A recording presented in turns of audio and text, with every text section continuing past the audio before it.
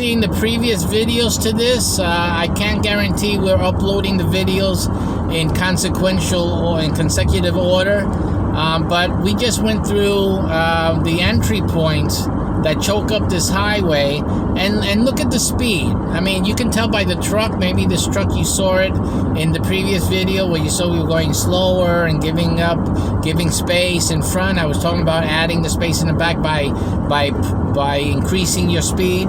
Again, right now, look at this. There's no accident. There's no police activity. It's simply people not letting other people in and jamming up, having very little space between cars. This is the reason the traffic jams happen.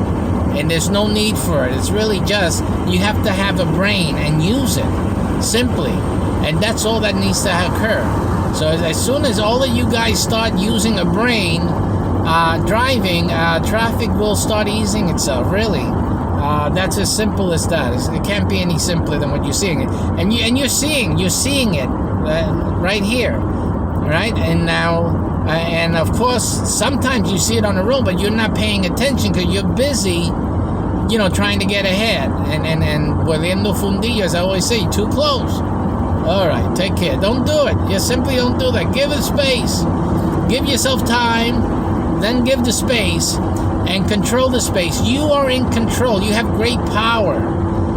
You guys who have designs to control the world, to have power over everyone in the world, this is it. I'm showing you how to do it. Start with the highway.